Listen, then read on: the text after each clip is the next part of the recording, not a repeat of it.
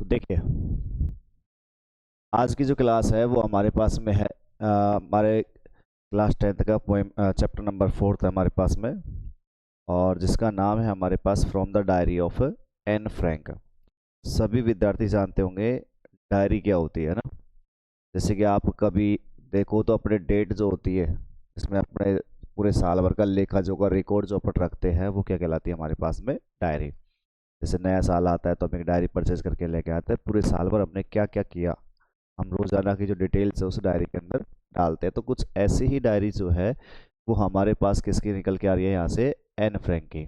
अब Anne Frank जो है वो ध्यान रखना, इसी जो हमारा चैप्टर है उसकी जो राइटर रहने वाली है वो भी कौन है, खुद एन फ्रैंक ही है। क्योंकि डायरी जो है वो उसने लिखी थी, उस डायरी को बाद में उसके पिता ने पब्लिश करवा दिया, तो इसलिए लिखने वाला तो रियल में कौन है, एन फ्रैंक खुद है। लिखने वाला कौन है, यहाँ से एन फ्रैंक खुद है। एक छोटी सी बच्ची है, ये आप देख सकते हैं यहाँ पिक्चर जो हमारे पास बनी हुई है ये एन फ्रैंक की पिक्चर है ना। कुछ इसको आगे पढ़ने से पहले आप इसके बारे में कुछ जानना पड़ेगा कि एन फ्रैंक जो है वो कौन है और इसके साथ साथ क्या क्या घटनाएं घटी हैं। कई बार हमारे पास इनसे भी संबंधित क्वेश्चन आ जाते हैं। तो सबसे पहले हम पढ़ लेते हैं बिफोर यू रीड। पढ़ने से पहले आपके पास कुछ यहाँ पर एनालिसिस किया गया है किसके बारे में, एन फ्रैंक के बारे में। देखिएगा एनी फ्रैंक कौन है। तो सबसे पहले इसका नाम देखें तो एनीज मैरी एनी फ्रैंक, ये इसका फुल नेम है, और जिसका जन्म हुआ है 12 जून 1929 को, और इसकी मृत्यु हुई है या तो फरवरी के महीने में हुई है या मार्च के महीने में हुई है 1945 1945 में। अब ये एग्जैक्ट नहीं पता चल पाया कि इसकी मृत्यु कब हो गई थी, है ना, फरवरी का महीना था या मार्च का महीना था। आप वन बाय वन इनके रिकॉर्ड्स देखना, अभी थोड़ी देर पे धीरे धीरे क्लियर हो जाएंगे अपने पास में। यहाँ से वाज ए जर्मन, और ये ध्यान रखना कहाँ से बिलोंग करती थी, जर्मनी से। अगर इतिहास उठा के चेक करें तो इस समय पर, जिस समय पर इसकी डेथ हुई, आप देखोगे फरवरी मार्च 1945 के बारे में बात हो रही है, और उस समय पर हमारे यहाँ पूरे वर्ल्ड में क्या चल रहा था, सेकेंड वर्ल्ड वॉर चल रहा था। क्या चल रहा था उस समय हमारे पास, सेकेंड वर्ल्ड वॉर चल रहा था। आपको याद हो थोड़ा सा तो 1939 से लेकर के 1945 तक हमारे पास में यहाँ सेकेंड वर्ल्ड वॉर चला था, तो उसी दौरान इसकी डेथ हुई है। नोटिस कर रहे हो आप, फरवरी मार्च का महीना है 1945 यहाँ पर डेट लगी हुई है, तो इसके हिसाब से चले तो ये सेकेंड वर्ल्ड वॉर के समय का था। उस समय पर आपको पता है जर्मनी के अंदर कौन था, जर्मनी के अंदर दो तरह की कम्युनिटी रहा करती थी। एक तरफ तो थे यहूदी लोग जिनको हम पढ़ते हैं ज्यू, और दूसरी तरफ उस समय वहाँ थे नाजी। कौन थे, नाजी। दो तरीके के लोग रहते थे, एक तो थे ज्यू और एक कौन थे, नाजी थे। अब ज्यू का मतलब यहूदी लोग हुआ करते थे, ज्यू को इतने क्या बोलते हैं हम, यहूदी। और दूसरी कम्युनिटी कौन सी थी उस समय पर, नाजी थी। और आपको थोड़ा सा और अच्छे से याद होगा, नाजियों में जो व्यक्ति था वो था हमारे यहाँ हिटलर। कौन था, हिटलर। वही हिटलर है जिसने बहुत ज्यादा मारकाट मचाए थे, यहूदी लोगों को चुन चुन के मारा था, है कि नहीं है, यहूदी लोगों को बहुत ज्यादा ही मारा था इसने। वो हिटलर है हमारे पास में, और इसी हिटलर के डर से लोग बाग, यहूदी जो लोग थे वो अपना देश छोड़ने को तैयार हो गए थे, यानी देश छोड़ छोड़ के भग गए थे। या तो उन लोगों ने क्या किया, मारकाट मचाई, मारकाट मचाने से क्या हुआ, या तो उन लोगों ने नाजी को अडॉप्ट कर लिया, यहूदी लोगों ने भी, जिसने नहीं किया उसको मौत की घाट उतार दिया गया, या फिर वो लोग जो है किसी दूसरे देश में चले गए थे, वहां से माइग्रेट कर चुके थे। तो कुछ ऐसा ही ध्यान रखना हमारे यहाँ किसके साथ होने वाला है, एनी फ्रैंक के साथ होने वाला है। क्योंकि एनी फ्रैंक भी कौन है, एक ज्यू है, एक यहूदी लड़की है, उसकी फैमिली जो है, देखो नाम लिखा हुआ है बॉर्न ज्विस गर्ल। जन्म लिया इसने किसमें, ज्विस, मतलब यहूदी धर्म में जन्म लिया। एक ज्विस लड़की है ये, हु रोट, जिसने लिखा while in hiding with her family and 4 friends in Amsterdam। अब सुनना, ये जो इसने डायरी लिखी है, पूरी डायरी तो देखो कब से कब तक के नीचे बता देगा ये, लेकिन ये जो डायरी है उसने कब भी लिखी है, इसने लिखी जब ये छिप रही थी, इन हाइडिंग, हाइड का मतलब छिपना। ये जब छिप रही थी किसके साथ, विद हर फैमिली, अपने परिवार के साथ छिप रही थी, और साथ साथ इसके कौन थे, 4 फ्रेंड्स, 4 इसके दोस्त भी थे, है ना।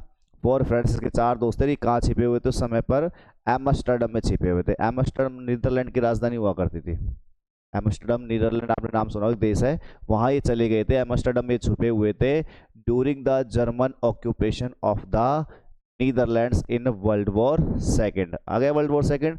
और किस समय की बारे बात है, वर्ल्ड वॉर सेकेंड के समय पर, जब नीदरलैंड जो था उसके ऊपर किसका अधिकार हो गया था, जर्मन ऑक्यूपेशन हो गया, जर्मनी देश का क्या हो गया था, अधिकार। ऑक्यूपेशन को हिंदी में क्या बोलते हैं हम, अधिकार। जब जर्मन देश का अधिकार हो गया था वर्ल्ड वॉर सेकेंड के समय नीदरलैंड के ऊपर, ठीक है, तो इस समय पर ये लोग एम्स्टर्डम में छिपे हुए थे। एम्स्टर्डम आपको पता है किसकी राजधानी हुआ करती थी, नीदरलैंड की। तो इसका मतलब नीदरलैंड के ऊपर भी अधिकार हो गया किसका, जर्मनी का। तो वहां तक भी ये सुरक्षित नहीं बचे, वहां भी जाकर इनको पकड़ लिया गया, दूसरे देश में जाकर भी।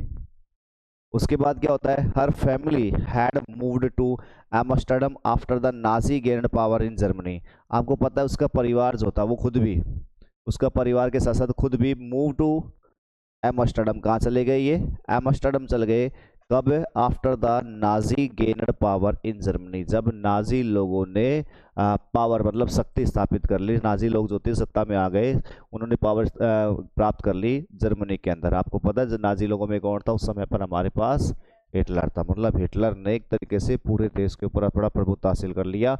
अब ये नाजी तो था खुद, तो नाजी वाले जो लोग थे वो तो आराम से चैन की नहीं ले पा रहे थे, लेकिन जो यहूदी लोग थे उनको इन्होंने क्या किया, मौत की घाट उतारा। तो इसके मतलब नाजी लोगों ने जब पावर स्थापित कर ली किसमें, जर्मनी में, तो इन लोगों को जाना पड़ गया कहाँ पर, दूसरे देश में। दूसरा देश कौन सा है, वो नीदरलैंड। और नीदरलैंड की उस समय राजधानी कौन सी थी, एम्स्टर्डम। तो वहां पर ये चले गए।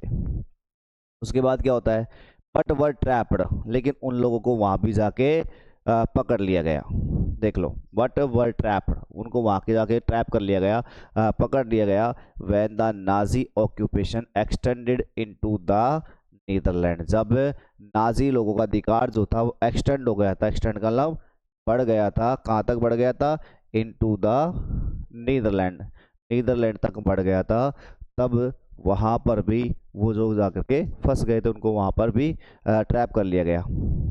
एज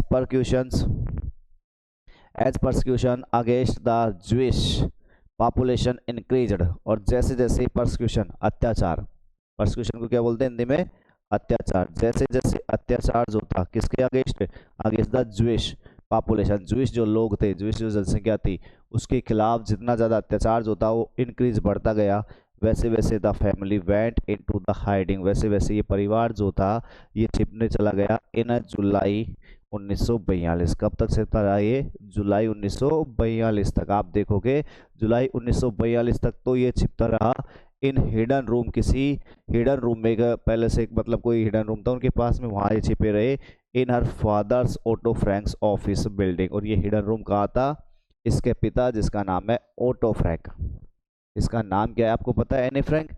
एनी फ्रैंक के पिता का नाम क्या है हमारे पास में, ओटो फ्रैंक। इसके पिता का जो ऑफिस था वो कहाँ पर था, एम्स्टर्डम में। कहाँ पर था, वहाँ पर ऑफिस जो था, ऑफिस की बिल्डिंग में कोई हिडन रूम बना हुआ था, कोई एक ऐसा मतलब एक ऐसी छिपी हुई जगह थी जहाँ पर कोई लोग पहुँच नहीं पाते थे, तो वहाँ पर ये चले गए थे छिपने के लिए, है ना। तो वहाँ जाकर ये छिपे रहे। ये है देख लो हमारे पास एन फ्रैंक, एक छोटी सी बच्ची है, जन्म बहुत उसका जीवन काल बहुत कम रहा है, क्योंकि आप अंदाजा लगा लो, देख लो 12 जून 1929, और यहाँ कौन है 1945, कितने साल जी है बस 16 साल। और जब इसने डायरी लिखना स्टार्ट किया उस समय तो और भी छोटी थी ये, उस समय तो ये और भी छोटी थी। तो सोच लो, फिर भी इसका जीवन इतना महत्वपूर्ण हो गया कि आप इसके बारे में आज एक चैप्टर पढ़ पा रहे हो, है कि नहीं है। तो इसलिए हम पढ़ते हैं एक बार एनी फ्रैंक के बारे में और कुछ देखते हैं। ये देखो फोटो है, ये फोटो के बारे में एनी फ्रैंक ने खुद ने कहा है कि this is a photo as I would wish myself to look all the time. वो फोटो है जो मैं हमेशा चाहूँगी कि मैं हमेशा ऐसे ही दिखूँ, कह रही है हमेशा मैं ऐसे ही दिखूँ, look all the time. Then I would may be have a chance to come to Hollywood, और तब जाके मुझे हो सकता है एक चांस मिल जाए कहाँ पर आने में, हॉलीवुड में आने में। हॉलीवुड जानते हो ना, अरे अपने तो बॉलीवुड चलता है, फिल्म इंडस्ट्री उनकी कहाँ चलती है, हॉलीवुड। और ये बात है कब की, एनी फ्रैंक ने कहा है, कब कही है, 10 अक्टूबर 1942 में, ये पिक्चर दिखाते हुए। चले स्टार्टिंग करते हैं, आगे क्या कहता है देखें यहाँ से। आगे बताता है, after 2 years in hiding the group was betrayed and transported to the concentration camp system where Anne died of typhus. अब क्या होता है, 2 साल हो गए उस जगह पर छिपे छिपे, कितने साल हो गए, 2 साल हो चुके थे। 2 साल छिपने के बाद इन हाइडिंग, उससे छिपने वाले स्थान पे ये जो ग्रुप था जिसमें उसके पिता, उसकी सिस्टर भी थी, इसके अलावा वो खुद है और 4 और लोग बता रखे हैं इसमें ना। ये ग्रुप जो था वाज बेट्राई, जिसको बेट्राई कर लिया गया। बेट्राई का मतलब यहाँ पर डिस्कवर करने से लगाओ, डिस्कवर मतलब खोज लेना। इस ग्रुप को खोज लिया गया एंड ट्रांसपोर्टेड, और इस ग्रुप को भेज दिया गया। कहाँ भेज दिया गया? To the concentration camp system. Concentration camp जानते हो, एक बाड़ाबंदी कर ली जाती है, लोगों को पटक दिया जाता है, इसमें पड़े रहो, है ना, कॉन्सेंट्रेशन कैंप। ठीक है, कारागार शिविर, हिंदी में क्या कह सकते हैं इसको? कारागार शिविर जो था उसमें इसे इन्हें डाल दिया गया। बाड़ाबंदी कर दी जाती थी, उसमें पटक दिए जाते थे, वहाँ पर गंदगी वगैरह भी बहुत ज़्यादा होती करती रहती थी, मतलब बहुत सारी बीमारियों को घर एक जगह मिलता था। तो उस कॉन्ट्रेशन कैंप का सिस्टम में उन्हें डाल दिया गया वेयर, और वहीं पर एनी जो थी वो डाइड हो गई, वहाँ पर मर गई। किस डिजीज, किस बीमारी से मर गई? टाइफस से। किससे मरी है? किससे मरी है? टाइफस से। ठीक है, टाइफस से वो मर गई इन बर्जन बेल्सन। और ये बर्जन बेल्सन क्या है? ये उस क्या नाम से कॉन्सेंट्रेशन कैंप का नाम है। उस कॉन्सेंट्रेशन कैंप का नाम क्या है? Version Belsen. वहां पर ही ये मर गई। ठीक है, इस कारागार शिविर में, क्या नाम है इसका? Version Belsen. इसमें ये मर गई विद इन डेज, उन्हीं दिनों के अंदर, ऑफ हर सिस्टर, जिन दिनों में इसकी सिस्टर, जिसका नाम है कौन? मार्गोट फ्रैंक, ये इसका भी देहांत हो गया था। उन्हीं दिनों के अंदर मर गई जब इसकी बहन जो थी मार्गोट फ्रैंक जो था उसका भी देहांत हो गया था। फिर आगे बात करते हैं। Her father Otto, the only survivor of the group, return to Amsterdam after the war. अब ये बात करता है कि उसके पिता, केवल मात्र उसके पिता, जिसका नाम क्या है? Auto Frank. ओटो फ्रैंक जो है केवल मात्र वो ही जीवित बचे ऑफ द ग्रुप, उस ग्रुप में से।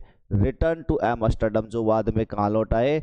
एम्स्टर्डम लौट आए। आफ्टर द वॉर एंडेड, युद्ध के समाप्त हो जाने के बाद। उन सभी में केवल मात्र कौन बचे थे? ओटो फ्रैंक, जो कि कौन है? उनके पिता है। उस ग्रुप से केवल मात्र ओटो फ्रैंक बचे, जो बाद में युद्ध के समाप्त होने के बाद कहाँ लौट आए? फिर एम्स्टर्डम, जो कि मैंने बताया था नीदरलैंड की कैपिटल, राजधानी। To find that her diary had been saved, और उनको आकर के ये पता चला कि भाई उसकी डायरी जो थी, उसकी बच्ची की जो डायरी थी, बच्ची का नाम क्या बता रखा है? एने फ्रैंक, उसकी जो डायरी थी हैड बीन सेव्ड, वो बच गई थी। उसको बाद में पता चला, कि उसकी बच्ची की जो डायरी थी, जो लिखती थी, वो बच गई थी। Convinced that it was a unique record, और देखो ये कन्विंस था।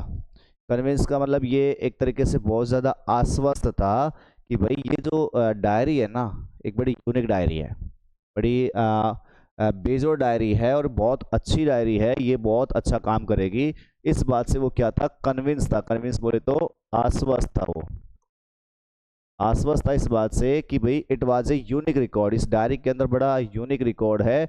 और he took action to have it published, फिर उसने काम किया। किस काम किया उसने? हैव इट पब्लिश, से क्या करवा दिया? पब्लिश करवा दिया, प्रकाशित करवा दिया इस डायरी को। इन इंग्लिश, किस लैंग्वेज में किया? इंग्लिश लैंग्वेज में। अंडर द नेम, किस नाम से किया? The diary of a young girl, ये उस बुक का नाम है, ध्यान रखना। इस नाम से उसने उस डायरी को पब्लिश करवाया। नाम है the diary of a young girl. ठीक है, इस नाम से उसने इंग्लिश लैंग्वेज के अंदर इस डायरी को पब्लिश करवा दिया। अब क्या होता है देखें यहां से। The diary was given to Anne Frank for her 13th birthday. कुछ अब देखो रिकॉर्ड्स के बारे में बात करें तो ये जो डायरी थी, ये डायरी ध्यान देना, इसे दिया गया था किसको? एनी फ्रैंक को। किसे दिया गया था? एनी फ्रैंक को ये डायरी दी गई थी फॉर हर 13th बर्थडे, अपने 13वें बर्थडे पर, ध्यान रखना। ठीक है, अपने 13th बर्थडे जो था, मतलब एनी फ्रैंक का जब 13वां बर्थडे बनाया जा रहा था, तो गिफ्ट के तौर पर मान लो एक तरीके से उसे क्या दी गई थी? ये डायरी दी गई थी।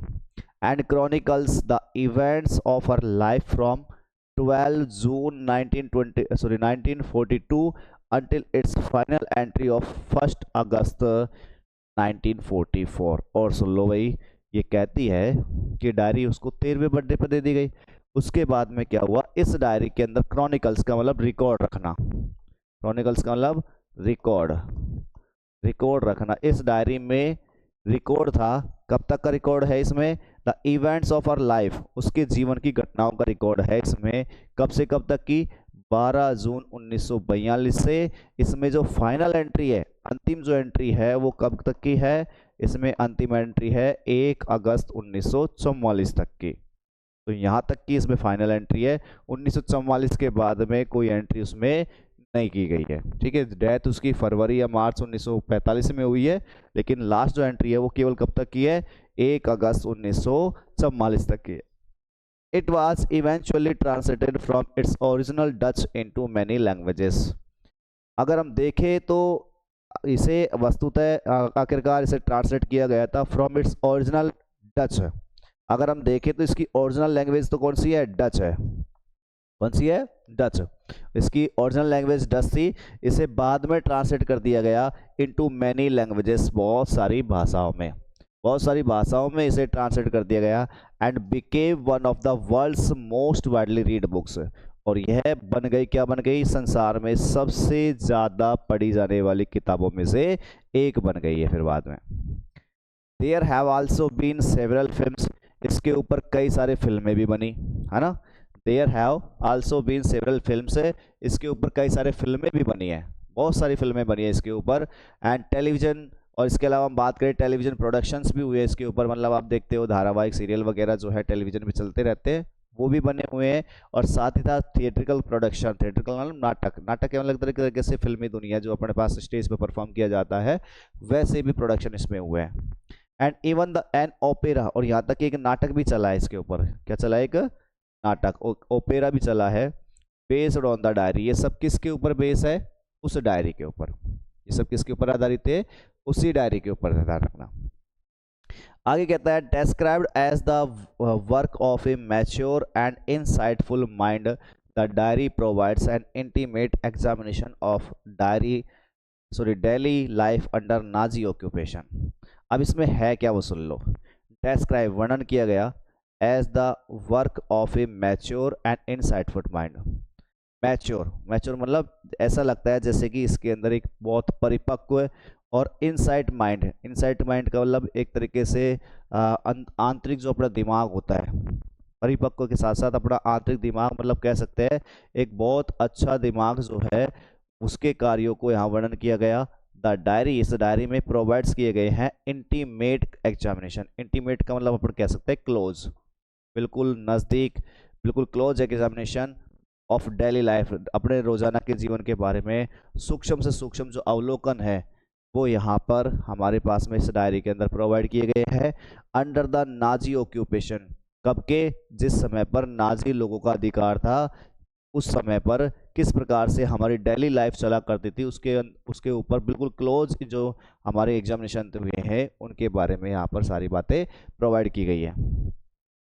इसके बाद में Anne Frank has become one of the most renowned and discussed of the Holocaust victims.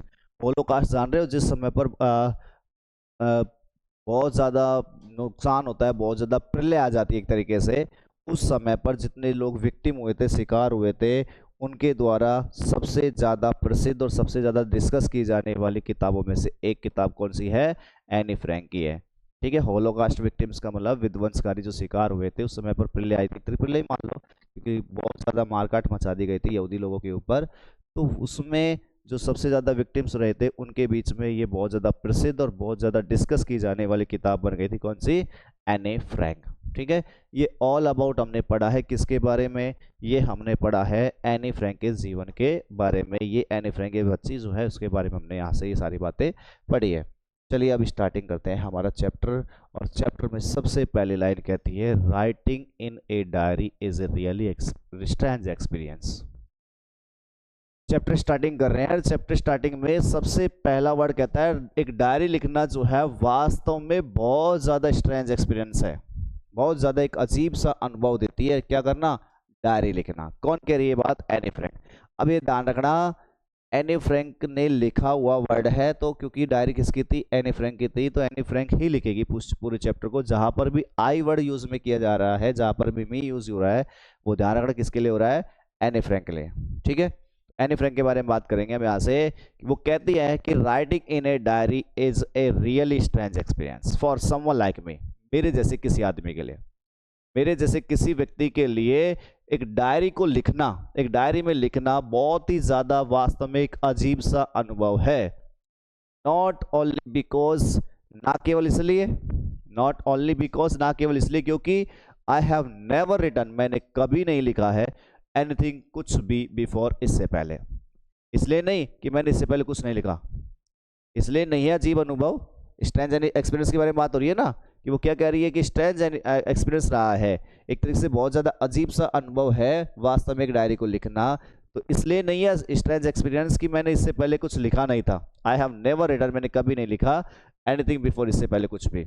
But also, बल्कि इसलिए भी, बिकॉज, क्योंकि, इट सीम्स, क्योंकि ऐसा लगता है, टू मी, मुझे, मुझे ऐसा लगता है, दैट कि लेटर ऑन, बाद में, नाइदर आई, न तो मैं, नॉर एनीवन एल्स, ना ही कोई और जो है, विल बी इंटरेस्टेड, वो रुचि रखेगा, in the musings of A 13-year-old school girl.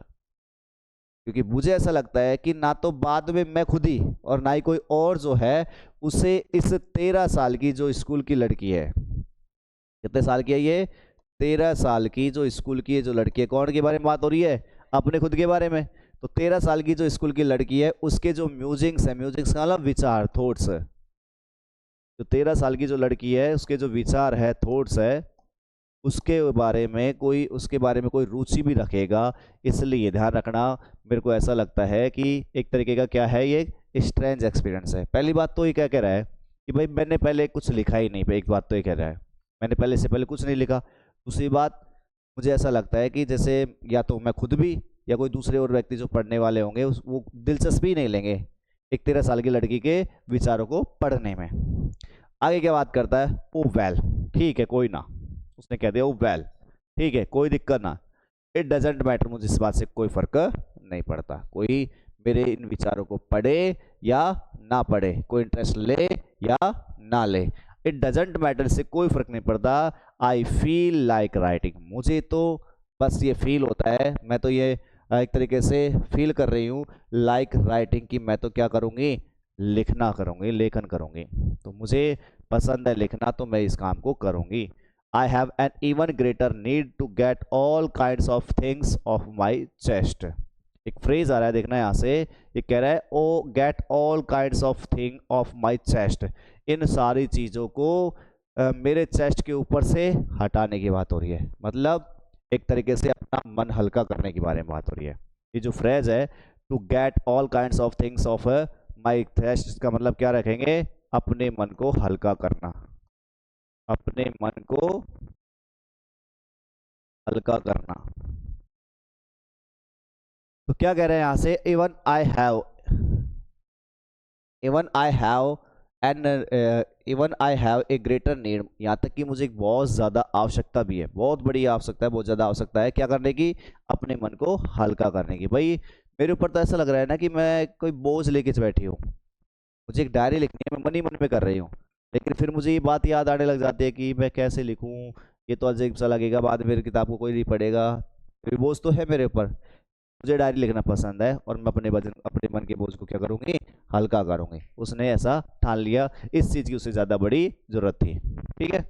फिर आगे कहते हैं यहाँ से एक बहुत इंपॉर्टेंट लाइन है ये, paper has more patience than people.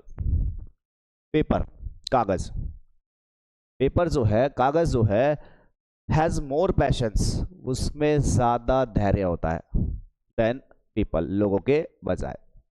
किस बात के लिए बात कर रहे हैं, देखो सोचो भाई, पेपर यानी कागज़, कागज़ में आप कोई चीज़ लिख दो, ठीक है, किसी जगह वो दब गया कागज़ पड़ी रह जाएगी, यूँ क्यों, किसी के ऊपर किसी का कोई ध्यान नहीं जाएगा। पैशंस रख लिया कागज़ ने, तो पैशंस का मतलब क्या होता है, धैर्य। भाई उसने तो धैर्य बना लिया ना, किसी को नहीं बताया। आप इंसान को कोई बात कह दो, इंसान को कोई बात कह दो, लोगों को कोई बात कह दो, अभी थोड़ी देर में मैंने कुछ कहा, जैसे ही यहाँ से बाहर निकलोगे सारी बात पहुँच जाती है। कई जो भी अपने लोग बाग अपने से जितने मिलने वाले होते हैं, जो भी जानते होते हैं, उन सभी को वो सारी बातें डिलीवर हो जाएंगी। होगी कि नहीं होगी, हो जाएंगी ना। कागज से तो ऐसा नहीं है, कागज तो जहां छोड़ गया पड़ा रहेगा, ठीक है हो गया, कोई दिक्कत नहीं।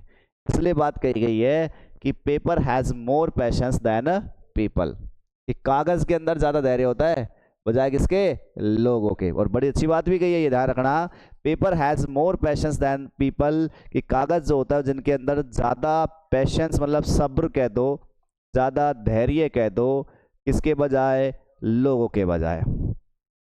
आई thought of this saying on the one of the Thursdays, मैंने ये जो कहावत है, सेइंग का मतलब कहावत, मैंने एक कहावत जो थी उससे सोचा था, on one of those days, उन दिनों में से किसी दिन, उन दिनों मैंने किसी दिन इस कहावत के बारे में सोचा कि भाई पेपर के अंदर ज़्यादा पेशेंस होता है। इसके अंदर मतलब ये हुआ कि हम मुझे लोगों से अपनी बातें करने के बजाय मुझे किससे करनी चाहिए, पेपर से करनी चाहिए। और पेपर आप समझ रहे हो, डायरी है अपने पास, है कि नहीं।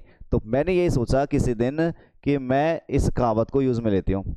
When I was feeling a little depressed, और कब सोचा मैंने, जब मैं महसूस कर रही थी थोड़ा सा क्या, डिप्रेस का मतलब निराशा, मैं थोड़े से निराश महसूस कर रही थी, निराशा हो रही थी मुझे। And was sitting at home with my chin in my hands, और मैं घर पर बैठी हुई थी, मैंने अपनी ये चिन थोड़ी जो होती है उसे मैंने अपने हाथों पर टिकाई होती होता है ना, कई बार उदास से बैठे रहते हैं कुर्सी लगा के बहुत ज़्यादा, ये बैठ गए जैसे ऐसे, तो हमारे पास में वाज सिटिंग एट होम, मैं घर पर बैठी हुई थी, with my chin in my hands, मेरे हाथों में मेरी ठोड़ी थी, मतलब मैं ठोड़ी को हाथों से लगाए बैठी हुई थी। एंड लिस्टलेस, और मैं कैसी थी, बेचैन, मैं कैसी थी, बेचैन थी, मैं बेचैन थी उस समय पर। वंडरिंग, और मैं विचार कर रही थी, सोच रही थी, वेदर टू स्टे इन और गो आउट, कि मुझे यहाँ मैं रुकूं या फिर मैं यहाँ से बाहर चली जाऊं। मैं विचार कर रही थी इस बात पर कि मैं यहाँ रुकूं या मैं यहाँ से बाहर चली जाऊं। Where I was, sorry, I finally stay where I was, और फाइनली अंत में मैं वहीं रुकी जहाँ पर मैं थी। आई फाइनली स्टे, मैं अंत में रुकी, वेयर आई वाज, जहाँ पर मैं थी। ब्रूडिंग, क्या करते हुए, चिंतन करते हुए, ब्रूडिंग मतलब चिंतन करते हुए, सोचते हुए, डीप थिंकिंग करते हुए। ब्रूडिंग का मतलब क्या होता है, डीप थिंकिंग, बहुत ज़्यादा चिंतन करते हुए, सोचते हुए, कि मैं जहाँ पर थी मैं वहीं पर रुकी, और मैंने सोचा यस, हाँ, paper does have more patience, कि भाई कागज़ के अंदर तो रियल में ज़्यादा पेशेंस होता है कि नहीं है।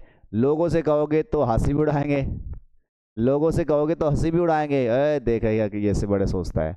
लेकिन अगर कागज में लिख लिख के अगर पटक दोगे, कम से कम ये तो रहेगा कि हाँ भाई अपनी बात अपने तक ही सीमित रही, अपना अपनी जो फीलिंग्स है वो भी आपने रिप्रेजेंट कर दी, है कि नहीं। तो आगे देखो यहाँ से, paper does have more patience, कि जो कागज होता है उसके अंदर ज़्यादा पैशंस होता है।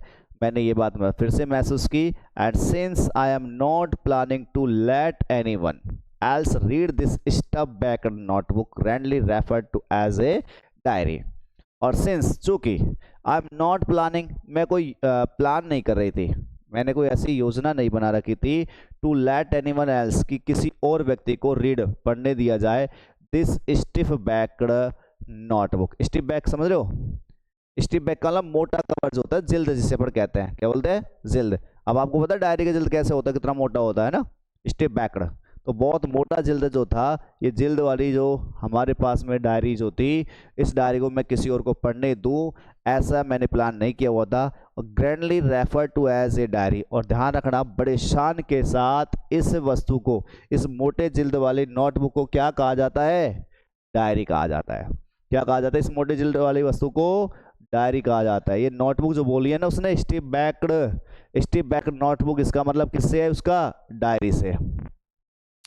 Unless I should ever find a real friend, और मैं तब तक प्लान नहीं कर रही थी जब तक कि, भाई मैं उसने कहा है कि मैं तब तक इसको किसी को पढ़ने नहीं दे सकती जब तक कि मुझे वास्तव में ही, आई शुड एवर फाइंड, मुझे वास्तव में ही एक रियल फ्रेंड जो है वो कभी मिल पाए, तब तक मैं किसी और को इस डायरी को पढ़ने नहीं दूंगी, ऐसा मैंने प्लान किया हुआ था।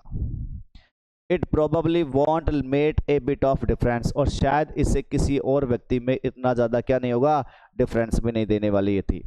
इट वॉन्ट, यह प्रोबेबली संभवतः जो है, want make a bit of difference, इसमें कुछ ज़्यादा डिफरेंस भी नहीं होगा, है कि नहीं। किसी व्यक्ति को इस बात से क्या फ़र्क पड़ता है, और इससे ज़्यादा कुछ है डिफरेंस होने वाला भी नहीं था। तो मतलब यह किसी और को इतना ज़्यादा डिफरेंट नहीं करेगी, इतना ज़्यादा नुकसान नहीं करने वाली थी। आगे कहता है now I am back to the point that prompt me to keep a diary in the first place. अब मैं यहाँ से वापस आती हूँ मेरे उस पॉइंट के ऊपर। अब मैं वापस से मेरे उस पॉइंट के ऊपर आती हूँ, मैं अपने वापस से उस बिंदु के ऊपर आती हूँ जिस बिंदु ने मुझे प्रॉम्प्ट किया। प्रॉम्प्ट का मतलब प्रेरित करना। प्रॉम्प्ट का मतलब क्या होता है? प्रेरित करना। जिस बिंदु ने मुझे क्या किया? प्रेरित किया। टू कीप ए डायरी, क्या रखनी है अपन को? एक डायरी रखनी है। उस बिंदु ने जिसने मुझे प्रेरित किया टू कीप ए डायरी, क्या डायरी रखने के लिए इन द फर्स्ट प्लेस, पहली बात में पहली डायरी को मैं अपने फर्स्ट प्लेस पे रखूंगी, सबसे ऊंची जगह पर मैं इसे रखूंगी। अपनी प्रायोरिटी जो दूंगी वह किसको दूंगी? अपनी डायरी को दूंगी। वो कौन सी बात है उसके ऊपर मैं वापस आती हूँ जिसने मुझे प्रेरित किया कि मैं अपनी डायरी को अपनी फर्स्ट प्रायोरिटी पे रखूंगी। कौन सी बात थी वो? I don't have a friend. कौन सी बात थी वो? I don't have a friend. मेरा क्या नहीं था? कोई भी दोस्त नहीं था। मेरा कोई दोस्त नहीं था। इस वजह से मैंने क्या किया? अपनी एक डायरी रखना स्टार्ट किया था, क्योंकि मेरा कोई क्या नहीं है? दोस्त नहीं है। Let me put it more clearly. अब मुझे इस बात को और अच्छे से क्लियर करने दो। लिखिएगा, अपने पास लिखिएगा कौन है? एनी फ्रैंक है ना। वो कहती है अब यहाँ से कि मुझे इस बात को और अच्छे से क्लियर करने दो। मुझे इस बात को और अच्छे से क्लियर करने दो। किस बात को? कि भाई मैं इस तरीके से क्यों मैंने डायरी को लिखना स्टार्ट किया। Since no one will believe that a 13-year-old girl is completely alone in the world. Since चूंकि कोई भी आदमी जो है, no one, कोई भी व्यक्ति जो है will believe, क्या नहीं करेगा? विश्वास नहीं करेगा। कोई भी आदमी जो है विश्वास नहीं करेगा, बिलीव नहीं करेगा कि एक 13-year-old, एक 13 साल की जो लड़की है, is completely alone in the world, इस दुनिया में पूरी तरीके से कैसी है? अकेली है। अब पूरी तरीके से अकेले का मतलब ये मत समझना उसकी फैमिली नहीं है। फैमिली तो है, लेकिन अपने फीलिंग्स को जिसको शेयर कर पाऊँ ऐसा कोई व्यक्ति नहीं है उसके पास, ऐसा कोई दोस्त नहीं है उसके पास, है कि नहीं है। इसलिए कह रहे हैं यहाँ से कि कोई आदमी जो है, कोई व्यक्ति जो है बिलीव नहीं करेगा कि एक 13 साल की जो लड़की है वो पूरी तरह से कंप्लीटली, पूरी तरीके से कैसी है? अलोन है, अकेली है इन द वर्ल्ड, इस दुनिया में।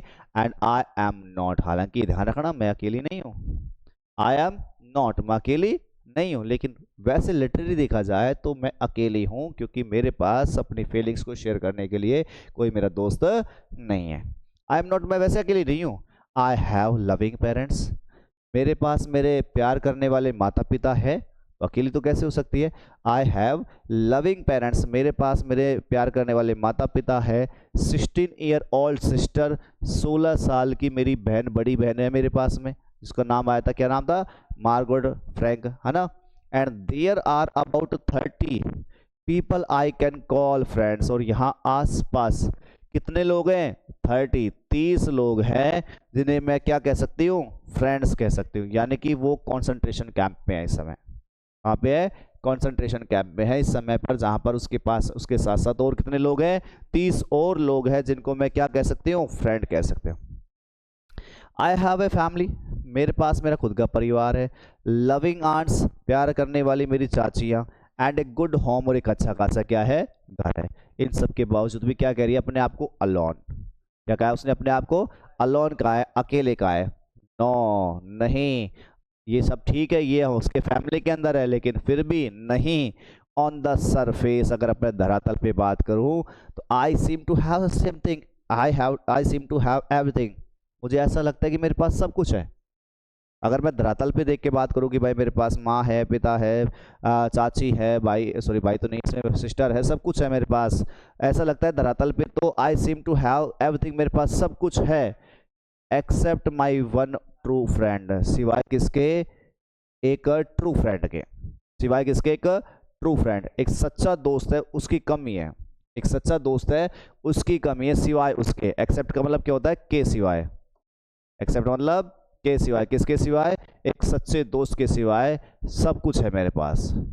All I think about when I am with friends is having a good time, और जब मैं सोचती हूँ ना, जब मैं सोचती हूँ कि भाई जब हम अपने दोस्तों के साथ में होते हैं तो वो समय हमारे लिए बहुत अच्छा समय होता है। बोलो, ये तो बात क्लियर है कि नहीं है? ये बात सबके लिए फैक्ट है कि जो मैं सोचती हूँ, क्या सोचती हूँ कि भाई जब अपन दोस्तों के साथ में होते हैं वो समय हमारा हैव ए गुड टाइम, वो समय कैसा होता है हमारा, बहुत अच्छा समय होता है। हम अपना समय कब खत्म हो जाए, कब वो जल्दी समाप्त हो जाए, पता ही नहीं चलता, है कि नहीं? तो ये भी वही कह रही है कि all I think about when I am with friends, जब मैं दोस्तों के साथ होती हूँ तो is having a good time, उस समय मेरा बहुत अच्छा समय हो रहा होता है। I can't bring myself to talk about everything, so talk about anything but ordinary everyday things.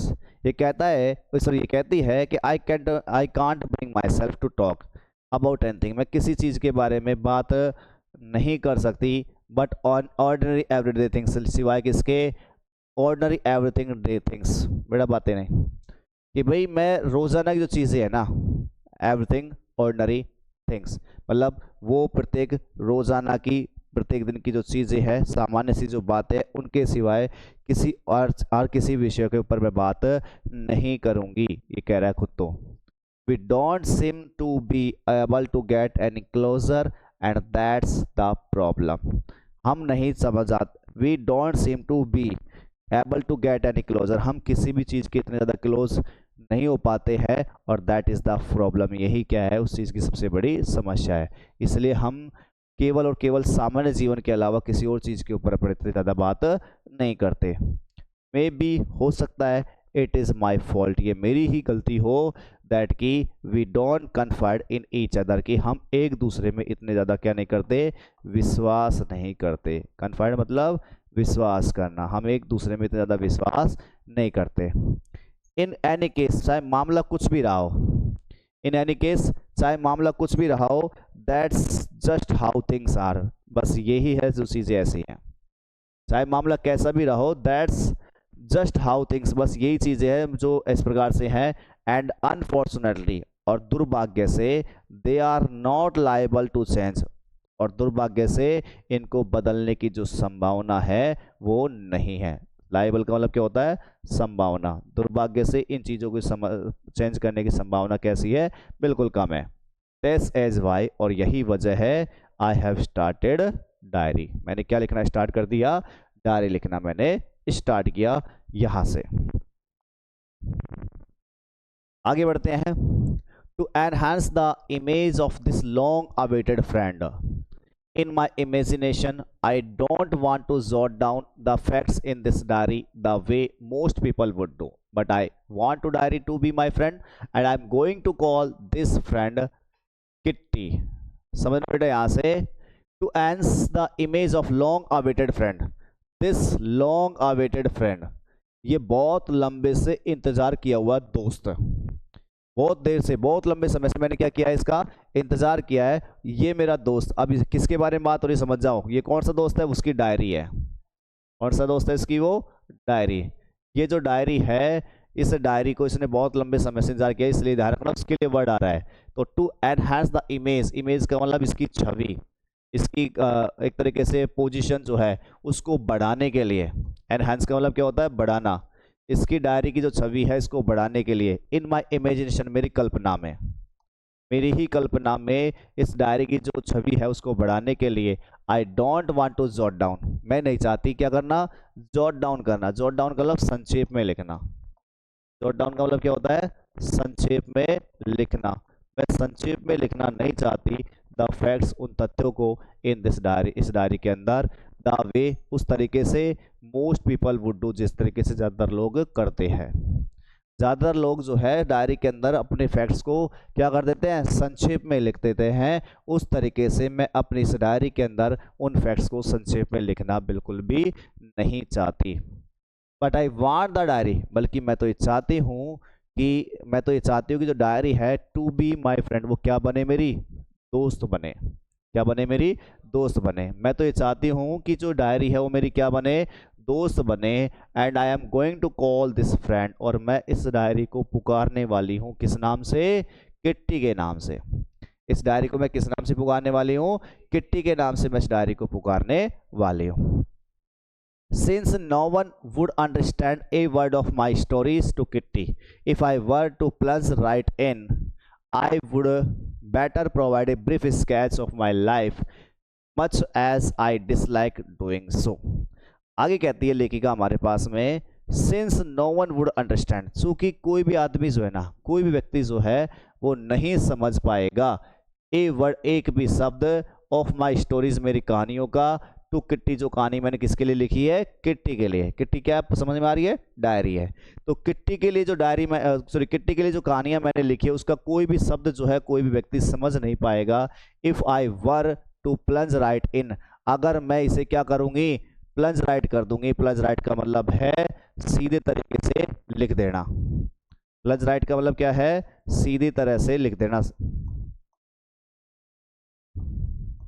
अगर मैं सीधे तरीके से ही लिख दूंगी यहाँ से, तो फिर कोई भी आदमी जो है किट्टी के लिए मेरी जो कहानी है उसको समझ में नहीं पाएगा। मैं सीधा डायरेक्ट बात कर दूं ये ऐसा हुआ तो किसी को पता ही नहीं चल पाएगा कहानी क्या चल रही है ना। तो सीधे तरीके से अगर मैं लिख देती हूँ, प्लस राइट का मतलब सीधे तरीके से लिखना है, तो फिर कोई भी आदमी जो है इस कहानियों को समझ नहीं पाएगा।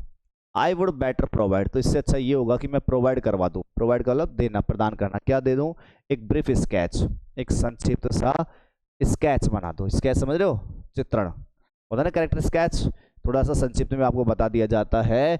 तो मैं प्रोवाइड करा दूं, क्या करा दूं, एक संक्षिप्त में इसका चित्रण करा दूं किसका, ऑफ माई लाइफ, मेरे जीवन के बारे में।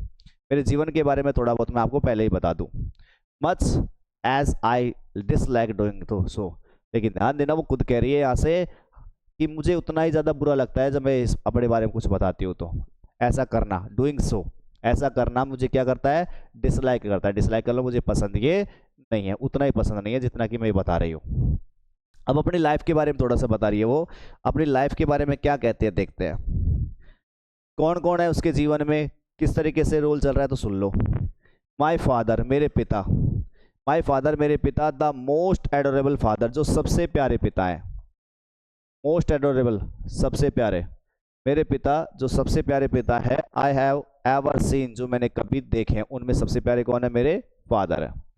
Did not marry my mother until he was 36, उन्होंने मेरी माँ से विवाह नहीं किया जब तक कि वो कितने साल के हो गए, 36 के हो गए। ठीक है, मेरे पिता की एज कितनी हो चुकी थी, 36 साल की। सी वाज 25, उस समय पर मेरी माँ की एज कितनी थी, 25 साल की। उस समय इनका विवाह हुआ। माई सिस्टर मार्गोट, और मेरी बहन जिसका नाम क्या है, Margot, was born in Frankfurt in Germany, उसका जन्म हुआ कहाँ पर, जर्मनी में शहर है कौन सा, फ्रैंकफर्ट। ठीक है, फ्रैंकफर्ट में उसका जन्म हुआ था। और कब हुआ है, 1926 में। आई वाज बोर्न ऑन 12 जून 1929, और मेरा जन्म हुआ था 12 जून। डेट भी याद कर लेना जन्म की इसकी, 12 जून 1929। कितने साल बड़ी है इसकी बहन इससे, 3 साल। कितनी बड़ी है, 3 साल। आई लिव्ड इन फ्रैंकफर्ट, और मैं फ्रैंकफर्ट में ही रहती थी। कहाँ रहती थी मैं, फ्रैंकफर्ट में ही रहती थी मैं। अनटिल आई वाज 4, जब तक कि मैं कितने साल की नहीं हो गई, 4 साल की।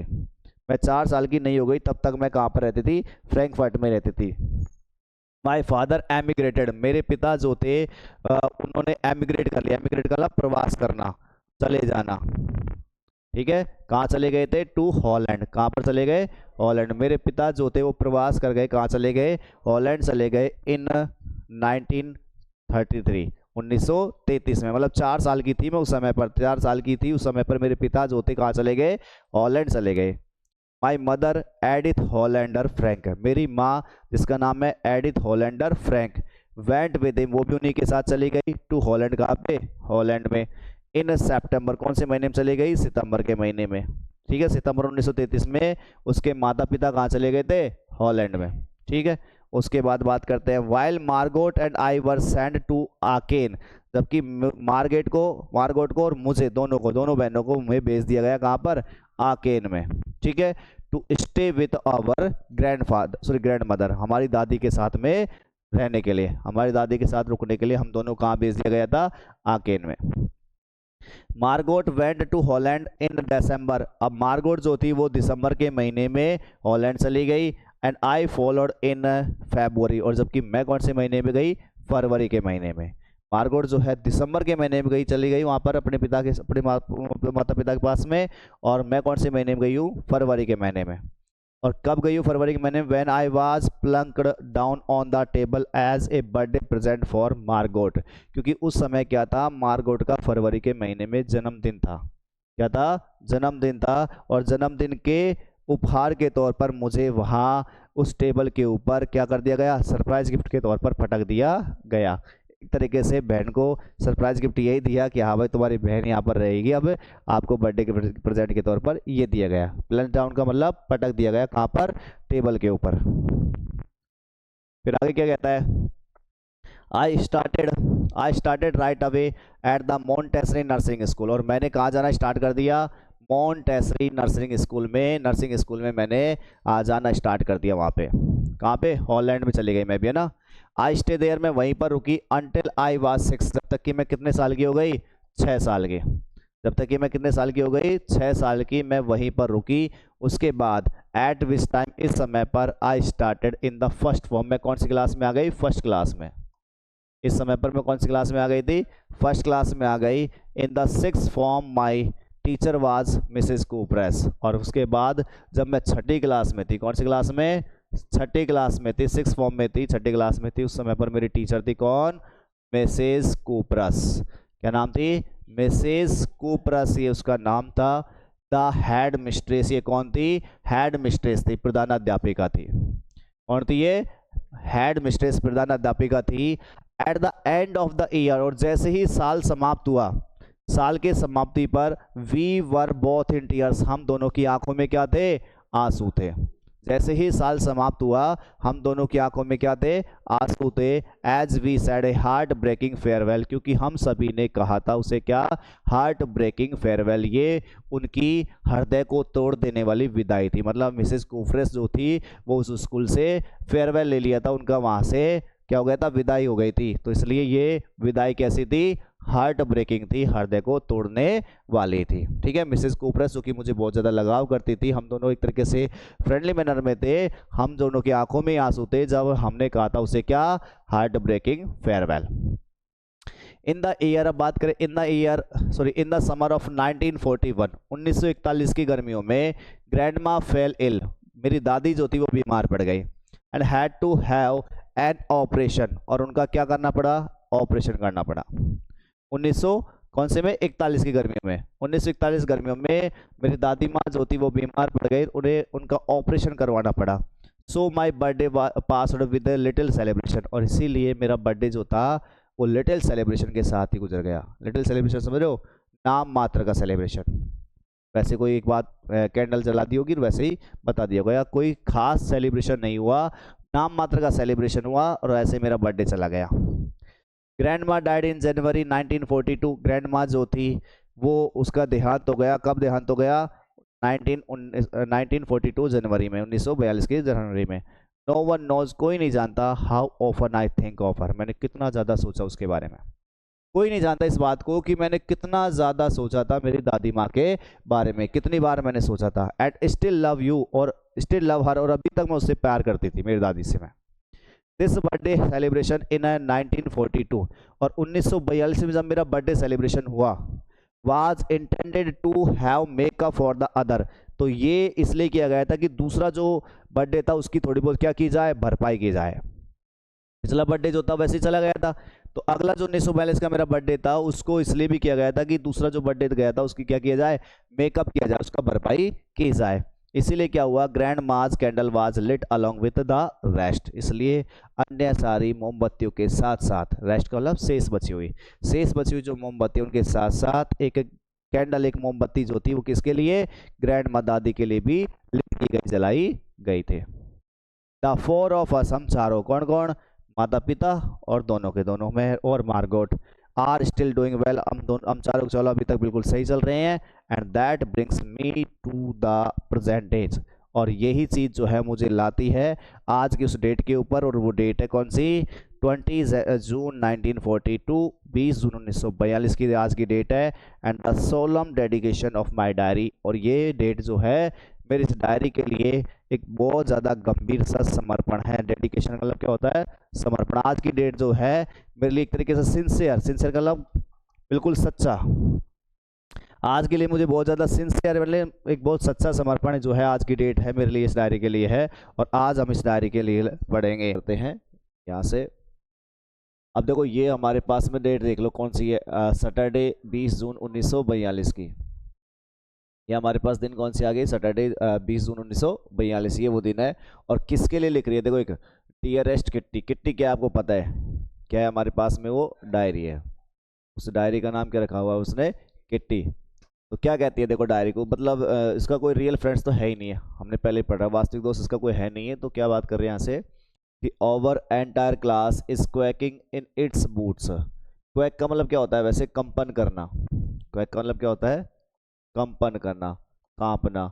इट्स बूट, बूट का मतलब क्या होते हैं, पैर एक तरीके से ना। तो मतलब पैरों कंपन करने का मतलब डर से कांपना, एक तरीके से हम कह सकते हैं। इस चीज़ का क्या मतलब निकालना है यहाँ से, डर से कांपना। कि जो पूरी की पूरी क्लास है वो क्या कर रही है, डर की वजह से कांप रही है।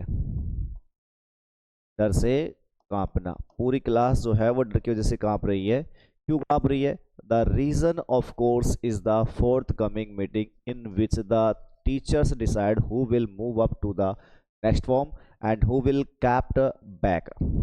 और क्यों कांप रही है पूरी क्लास, ये भी देख लो। ऑफ कोर्स यानी निसंदेह, ऑफ कोर्स यानी निसंदेह कह दो या सचमुच कह दो, निसंदेह या सचमुच। द रीजन जो कारण है, is the forthcoming meeting, वो कारण क्या है, फोर्थ कमिंग मीटिंग यानी आगे होने वाली जो मीटिंग है उसकी वजह से। और ये मीटिंग में क्या होने वाला है, इन विच, जिसमें द टीचर्स डिसाइड, जिसमें टीचर्स जो लोग हैं वो डिसाइड करेंगे, वो निश्चय करेंगे कि who will move up to the next form, कि कौन कौन जो है वो तो अगली क्लास में जाएगा। इस मीटिंग में क्या डिसाइड होना है कि कौन कौन जो लोग हैं वो अगली क्लास में जाएगा, and who will be kept back, और कौन कौन जो लोग हैं उनको वापस से उसी क्लास में रखा जाएगा। मतलब ये बात फिक्स है, कौन पास होगा कौन फेल होगा, कौन सा लोग तो कौन कौन से विद्यार्थी तो पास होने वाले हैं, कौन से फेल होने वाले हैं। Half the class is making bats, और हमारी जो आधी जो क्लास है वो तो क्या करने में लगी पड़ी है, बैट लगाने में। बैट का मतलब शर्त लगाना, क्या लगा रहे हैं, शर्त लगा रही है। हमारी आधी क्लास है वो तो शर्त लगा रही है कि भाई ये पास होने वाला है, ये फेल होना है, तो शर्त लगा ले, पास हो गए तो। अरे मैं तेरे से कह रहा हूँ ना फेल होगा, तो वो इस तरीके से क्या लगा रही है, शर्त लगा रही है आधी क्लास तो हमारी। तो half the class is making bets. इसके बाद में कहता है G N and I. G N उसकी कोई सहेली का नाम है, यहाँ से जी एन कौन है, उसकी कोई सहेली है। G N and I love ourselves silly at the two boys behind us है। जी एन उसकी सहेली है कोई, और मैं दोनों के दोनों हंसती हैं, अपने आप ही हम हंस रहे हैं बड़ी मूर्खता से, किसके ऊपर, दो लड़कों के ऊपर। और दो लड़के कहाँ हैं, बिहाइंड अस, हमारे पीछे, हमारे पीछे दो लड़के बैठे हुए हैं। उनके ऊपर हम दोनों, कौन कौन, जी एन और आई। आई का मतलब मैं कौन है यहाँ से, एनी फ्रैंक। आई कौन है यहाँ से, एनी फ्रैंक जो है वो दोनों हंस रही है बड़ी मूर्खता से दो लड़कों के ऊपर, जो दो लड़के उसके पीछे बैठे, उनके पीछे कौन कौन है, दो लड़के। एक का नाम है सी एन और एक का नाम है जैक्स। एक का नाम तो सी एन और दूसरे का नाम क्या है, Jacques. Who have staked their entire holiday savings on their bet. और इन दोनों ने क्या किया, इन दोनों ने, हु हैव स्टेक्ड, इन दोनों ने खर्च कर दिए हैं, लगा दिए, मतलब स्टैक का मतलब खर्च करना है, लगा देना, किसके ऊपर लगा दिया, देयर एंटर हॉलीडे सेविंग, अपनी पूरी, एंटर का मतलब क्या होता है, संपूर्ण, अपनी संपूर्ण छुट्टियां की जो उन्होंने सेविंग्स कर रखी थी, बचत जो की हुई थी, अपनी छुट्टियों में जो उसने संपूर्ण जो बचत की हुई थी उनको पूरे को खर्च कर दिया है। क्या कर दिया उन्होंने, खर्च कर दिया है, किसके ऊपर, ऑन देयर बैट, उनकी शर्त लगाने के ऊपर। मतलब अपनी सारी जो बचा के रखा सेविंग वो सब कुछ किस पे लगा दी, बैट पे। कौन कौन ने, सी एन और जैक्स ने। फ्रॉम मॉर्निंग टू नाइट, सुबह से लेकर के शाम तक, इट इज, ऐसा ही चलता रहता है। जैसे क्या कहा, you are going to pass, तुम तो पास होने वाले हो, you are going to pass, तुम तो पास होने वाले हो। No no I am not, नहीं नहीं मैं तो पास होने वाला नहीं हूँ, मैं तो फेल होने वाला हूँ। ऐसे यस यू आर, हाँ हाँ तुम पास हो जाओगे। नो आई एम नॉट, नहीं नहीं मैं नहीं हूँगा। ऐसे ही चलता रहता है सुबह से लेकर के रात तक। इवन जीज प्लीडिंग ग्लैंसेस, यहाँ तक कि जी, जी मतलब ये हो सकती है जी एन वाले है ना, यहाँ तक कि जो जी की प्रार्थना करती हुई निगाहें, ये ना प्लीडिंग ग्लेंसेज, प्लीडिंग का मतलब प्रार्थना करती हुई, यहाँ तक कि जी की प्रार्थना करती हुई जो ग्लेंसेज है, निगाहें है, वो भी, एंड माई एंग्री आउटबस्ट, और मेरी गुस्से से भरी फटकार, एंग्री का मतलब गुस्सा और आउटबस्ट का मतलब फटकार, यहाँ तक कि मेरी गुस्से से भरी फटकार जो है, कांट काम देम डाउन, उन लोगों को शांत नहीं कर सकती। काम डाउन का मतलब क्या होता है? शांत करना।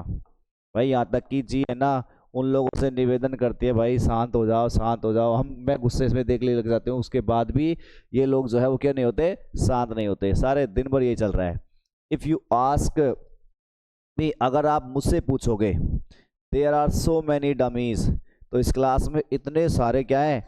डमीज है। डमीज का मतलब मंद बुद्धि, डमीज का मतलब मंद बुद्धि, वही डफोर संघ। ठीक है, इस क्लास में बहुत सारे मंद बुद्धि।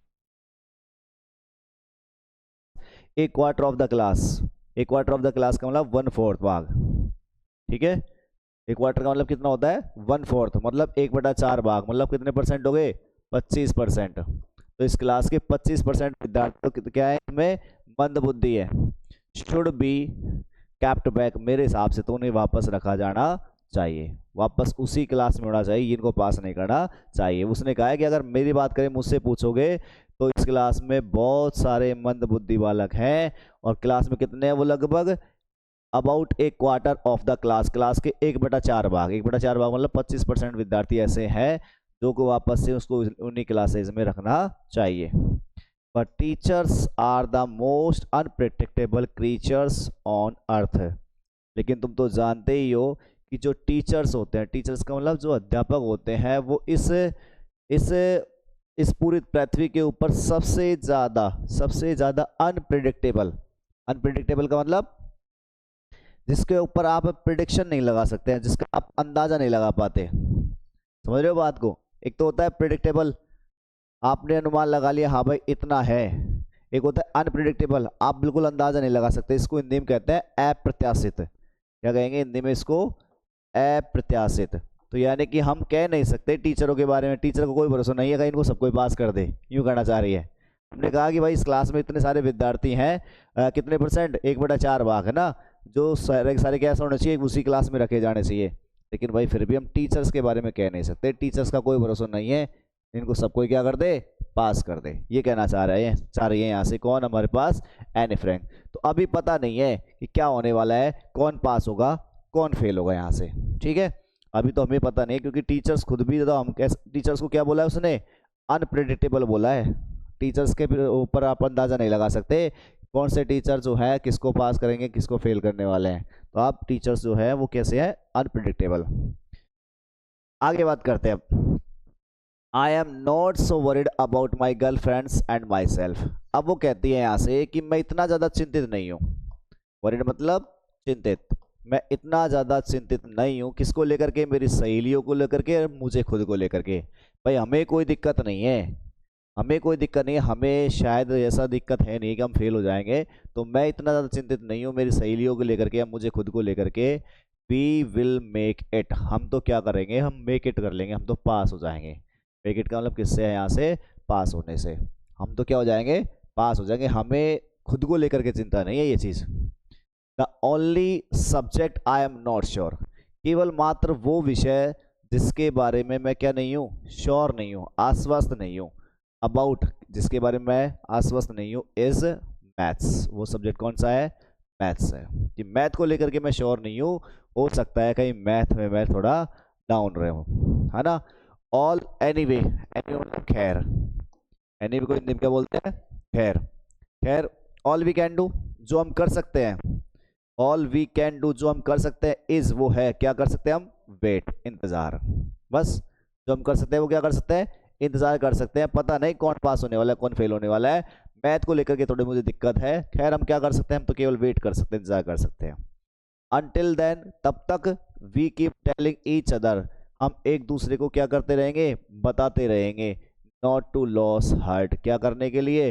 नॉट टू लॉस हर्ट, यानी कि अपना, लॉस का मतलब हारना, हर्ट का मतलब हृदय, हृदय को हारने का मतलब है थोड़ा सा धैर्य बनाने के लिए। ठीक है, तब तक हम एक दूसरे से यही कहते रहे कि भाई क्या करो, तुम अपने धैर्य बनाए रखो, एक तरीके से अपने धैर्य को, अपने दिल के ऊपर कंट्रोल करो। क्या करना है? नियंत्रण करना, धैर्य बनाना या कंट्रोल करना, धैर्य रखना।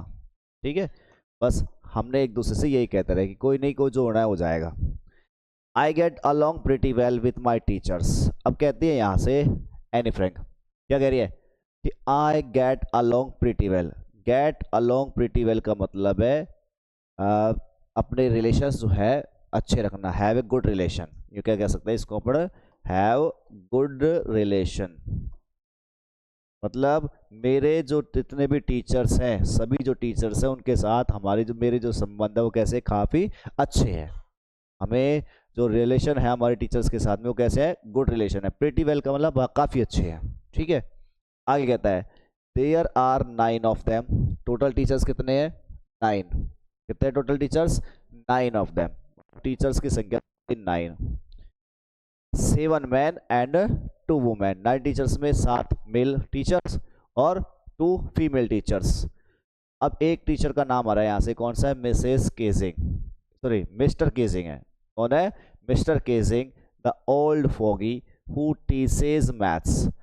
अब एक टीचर का नाम गया मिस्टर केजिंग, जो कि कौन है? ओल्ड फोगी है, एक पुराने ख्यालात वाले टीचर है ये। ओल्ड फोगी का मतलब पुराने चलन वाला।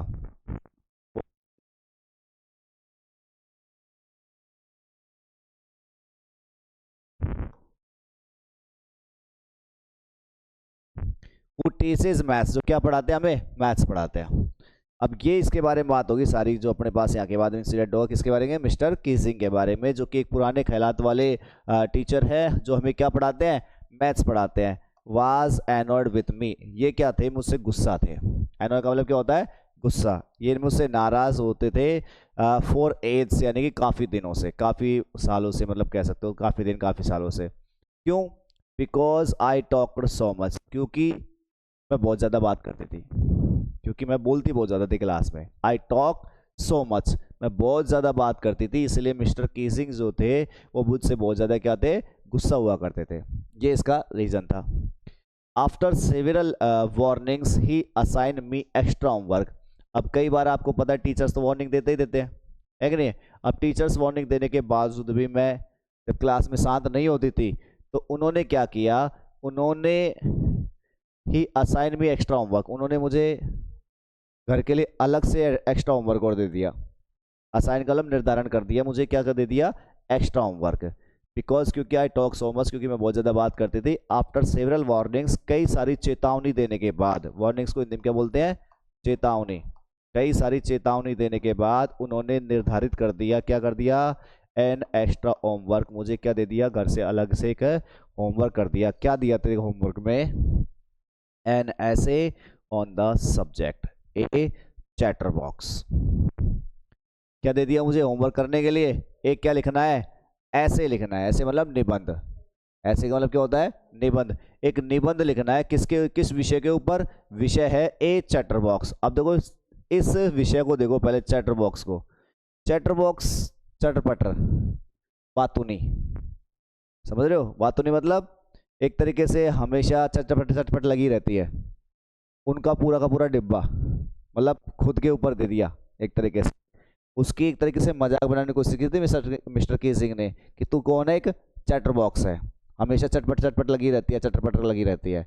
तो चैटर बॉक्स के ऊपर उसने ऐसे लिखने के लिए कह दिया। अब ए चैटर बॉक्स ये वो सब्जेक्ट है। What can you right about that? क्या लिख सकते हो आप तुम इस बारे में? तुमसे कह दिया जाए कि भाई बताओ, चैटर बॉक्स के बारे में लिख करके लेके आओ, चैटर बॉक्स के ऊपर एक ऐसे लिख करके लेके आओ। क्या लिख सकते हो चैटर बॉक्स के ऊपर? ऐसे बताओ। तो क्या लिखेंगे इसमें? ऐसे में, ऐसे ही मत समझना, ऐसे ही का मतलब होता है कम से कम 250 वर्ड्स, एक अच्छा खासा है ऐसा। ठीक है, क्योंकि आपको पता है ना कि अपने एक तो पैराग्राफ होता है, शॉर्ट राइटिंग होती है वो तो अपने पास, ऐसे बड़ा होता है ना? तो ये कहता है कि चैटर बॉक्स के ऊपर क्या लिख करके लेके आओ? ऐसे लिख करके ले। What can you right about that? तुम इस बारे में क्या लिख सकते हो? सोचो। आई वुड वरी, आई, अब उसने सोचा उस समय तो कि मैं इसके बारे में तो बाद में ही चिंता करूंगी, छोड़ो। दैट लेटर, लेटर कर लो बाद में। आई वुड वरी, मैं चिंता करूंगी, मैं देख लूंगी इसको बाद में, घर जाने के बाद। आई डिसाइड, मैंने ऐसा डिसाइड कर लिया। आई जॉट डाउन, जॉट डाउन कर होता है नोट डाउन करना। जॉट डाउन का मतलब नोट डाउन यानी लिख लेना। मैंने लिख लिया, क्या लिख लिया, द टाइटल, यानी कि इसका शीर्षक लिख लिया इन माई नोटबुक, मेरे ही नोटबुक में। Tucked it in my bag, और इसे फिर नोटबुक को मैंने टक इट रख लिया इन माई बैग, मेरे बैग में। And try to keep quiet, और फिर मैं बिल्कुल शांत रहने की मैंने कोशिश की। कोई नहीं, दे दिया असाइनमेंट, कोई दिक्कत नहीं है, हमको ऐसे लिखना है जो मैं शाम को घर जा करके लिख लूँगी, मैंने ऐसा सोच लिया। उसके बाद मैं कीप क्वाइट में शांत रही। आगे क्या होता है देखो, that evening after I had finished the rest of my homework the note about the ऐसे कॉट माई आई। अब आपको घर चले गए, घर जाने के बाद में मैंने शाम के समय मेरा जो होमवर्क था उसको मैंने फिनिश किया, और सब कुछ होमवर्क कर फिनिश करने के बाद द नोट, वो जो नोट लगा हुआ था अबाउट द ऐसे, किसके बारे में, ऐसे के बारे में, काट माई आई, वो मेरी आंखों पे पड़ा। मतलब मैंने उस नोट को मैंने देख लिया, इस नोट के ऊपर मुझे क्या लिखना था, ऐसे लिखना था, मुझे याद आ गया है ना, इसके ऊपर मुझे क्या लिखना था, ऐसे। अब क्या होता है, आई began thinking about the subject, अब मैं सोचने लगी, दिमाग लगाने लगी, क्या लिखूँ इस सब्जेक्ट के ऊपर, इस सब्जेक्ट के ऊपर क्या लिखूँ मैं सोचना स्टार्ट किया मैंने। आई बिगैन थिंकिंग, मैंने सोचना शुरू कर दिया अबाउट द सब्जेक्ट, इस सब्जेक्ट के बारे में। While chewing the tip of my fountain pen, क्या करते हुए, वाइल च्यूइंग का मतलब चबाते हुए, चबाने का मतलब यहाँ मुंह में लेना है, चबाते हुए, या फिर यहाँ किस में, मुंह में लेते हुए, किसको, द टिप का मतलब नोक, टिप का मतलब क्या होती है, नोक। किस, कौन सी नोक के बारे में बात हो रही है, ऑफ माई फाउंटेन पेन, ये फाउंटेन पेन होता है तुम्हारे पास में जो बॉल पेन होता है, उसकी नोक को मुंह में लेते हुए सोचने लग गई कि क्या करूं क्या करूं क्या करूं। Anyone could ramble on and leave big spaces between the words, अब तुम लोगों से पूछ दिया जाए कि भाई इसमें क्या लिखना है, ऐसे लिखना है, तुम लोग तो ये सोचोगे कि क्या करेंगे, अरे बेफालतू की बातों को लिख लाते हो, बेफालतू की बातों को लिख लोगे, और बेफालतू की बातों को लिखने के बाद में बड़े बड़े अक्षरों के जो अक्षर होंगे उनके बीच में बड़े बड़े स्पेस छोड़ दोगे। हाँ भाई गुरुजी ने पन्ना भर दिया, हमने देख लिया इतना बड़ा, यही होता है ना, यही करते हैं अपन कि पन्ना भर दिया अपन ने, बहुत सारे पन्ने भर दिए, हो गया साहब, बड़ा हो गया। जब उसमें अक्षर गिनते हैं, शब्द गिनते हैं, तो देख लो कितने से निकल के आते हैं। तो ये काम हर कोई कर सकता है, लेकिन मैंने ऐसा नहीं किया। वो कह रही है यहाँ से any one could ramble, ramble का मतलब बेमतलब की बातें लिखना, रैम्बल और बेमतलब की बातें लिखना। तो मैंने एनीवन अगर कोई और होता तो वे तो बेमतलब की बातें लिख सकता था। और leave big spaces between the words, शब्दों के बीच में बड़े बड़े जो शब्द, बड़े बड़े जो स्पेस है, अंतराल है, खाली जगह है, वो भी छोड़ सकता था। अगर कोई और होता तो भाई बेमतलब की बातें लिख देता, है ना, लिख सकता था, और बड़े बड़े स्पेस छोड़ सकता था बिटवीन द वर्ड, शब्दों के बीच में। बट लेकिन, अरे बातें नहीं, बट लेकिन the trick was to come up, लेकिन ट्रिक मेरे पास ये आई थी कि विद कन्विंसिंग आर्ग्यूमेंट, जो मैं ऐसे लिखूं उसमें कन्विंस करने वाले आर्ग्यूमेंट होने चाहिए। कन्विंसिंग आर्ग्यूमेंट का मतलब ये हुआ कि ऐसे तर्क होने चाहिए जिससे जिससे मैं कन्विंस कर पाऊं, जिससे मैं आश्वस्त कर पाऊं, किसको, द टीचर को, to prove the necessity of talking, कि भाई बात करने की भी आवश्यकता पड़ती है, बात करने की भी आवश्यकता पड़ती है। ऐसे मैं आर्ग्यूमेंट दूं टीचर को, ये मैं साबित कर पाऊं कि जो बात करने की जो आवश्यकता है वो मुझे साबित करनी है। ऐसे मैं आर्ग्यूमेंट दूं, ऐसे मैं तर्क दूं, उससे मैं टीचर को क्या कर पाऊं, आश्वस्त कर पाऊं। ये नहीं बेफिजूल की रामायण लिख दी, बेफिजूल की अपन ने ऊपर इधर उधर सी बातें कर लाए और बड़े बड़े स्पेस छोड़ करके हाँ भाई ऐसे बना दिया, नहीं। ऐसा लगाना है, ऐसे ट्रिक लगानी है कि सामने वाले को ये लगना चाहिए कि वास्तव में बात करना तो जरूरी है, बात करना तो जरूरी है। अगर बात करना जरूरी नहीं है तो फिर हम जो लोग हैं वो आपस आगे जब बातें संप्रेषण नहीं कर पाएंगे। तो इसलिए मैंने ऐसी एक कन्विंसिंग ट्रिक लगाई। क्या ट्रिक है, नीचे बात करेंगे, वो तो नीचे बात करेंगे। फिलहाल तो अपन ने देखा कि ट्रिक ये थी कि मैं आश्वस्त करने वाले आर्ग्यूमेंट्स दूं जिससे मैं साबित कर पाऊं किसको, बात करने की आवश्यकता को। नेसेसिटी का मतलब क्या होता है, आवश्यकता। नेसेसिटी मीन्स आवश्यकता, किसकी आवश्यकता, टॉकिंग की, टॉकिंग मतलब बात करने की, बात करने की जो आवश्यकता है उसको साबित करने के लिए मेरे पास क्या होना चाहिए, कुछ कन्विंसिंग आर्ग्यूमेंट्स हो, कन्विंस करने वाले, आश्वस्त करने वाले आर्ग्यूमेंट्स हो।